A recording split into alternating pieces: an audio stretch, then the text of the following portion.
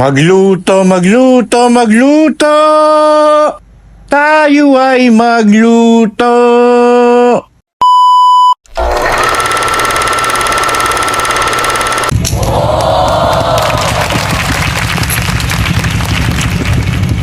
Uncle Jet, can you make me kare-kare? Sure. And also, watch That's Me Rafa on YouTube. Peace out.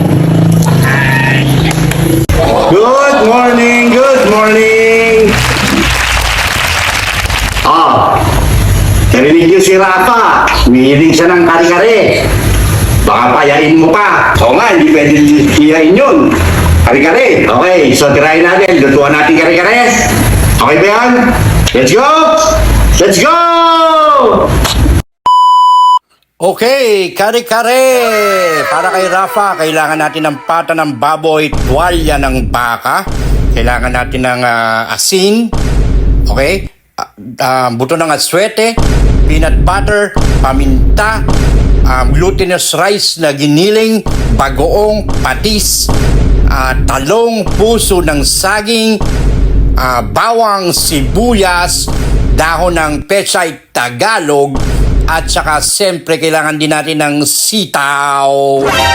Sitaw. Hoy! Okay, simulan na natin sa pressure cooker. Kailangan lang natin ng pakuluan itong ating tuwalya. Medyo matagal ito dahil medyo matigas ito. Lagyan lang na asin at ng paminta, no? Tapos tubig. Hindi ko napakita yung paminta eh. Pero nilagyan kong paminta yan. Tapos sinara ko yung pressure cooker.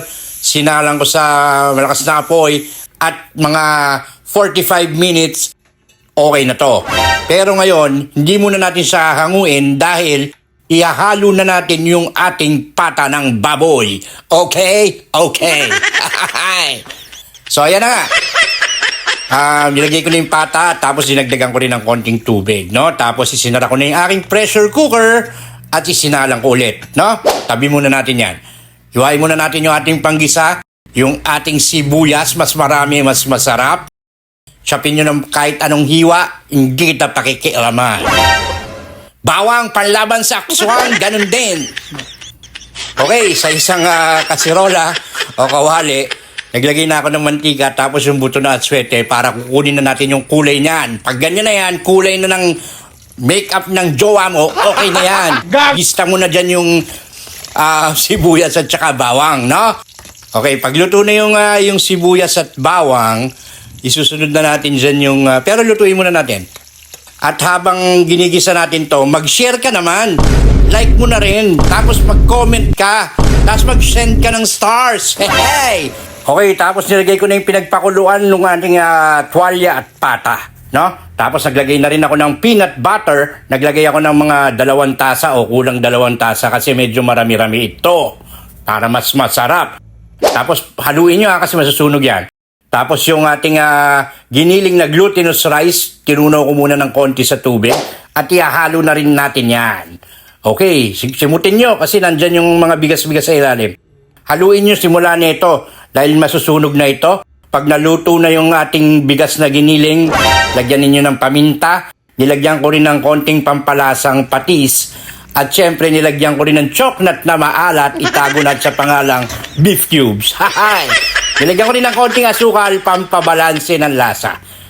Haluin nyo lang hanggang makuha nyo yung gusto nyong consistency. Pag malabnaw, dagdagan nyo ng bigas. Okay?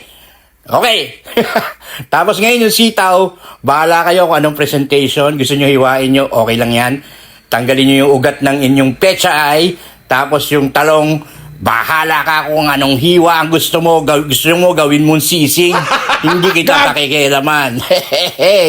Okay, so pagkatapos kong hiwain yan, sinunod ko ng hiwain yung puso ng saging.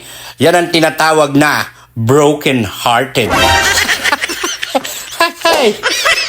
Tapos simulan na nating hiwalay na lulutuin niya itong mga gulay. Inuna ko yung sitaw. Sinunod ko yung ating broken hearted na puso ng saging. Tapos sinunod ko na yung talong na may sitaw pa ako natira, hinalo ko na rin. Buuin na natin sa isang Pyrex o isang lalagyan, nilagyan ko ng sauce sa ilalim, nilagay ko yung pata, yung tuwalya, yung ating mga gulay, at saka ko binuhusan ulit ng sauce sa ibabaw para maganda sa video, pero ang pangit pa rin lumabas. Tapos binuhusan ko pa ng konting suwete oil sa ibabaw, Para nga, mas maganda sa video. Pero pwede ring wala yan. Bahala ka na. Pero ako yan, kuha ka na ng kanin. Tara na, kakain na tayo. Let's go! Bye-bye! Till next video. Salamat sa papanood. Alright, babush!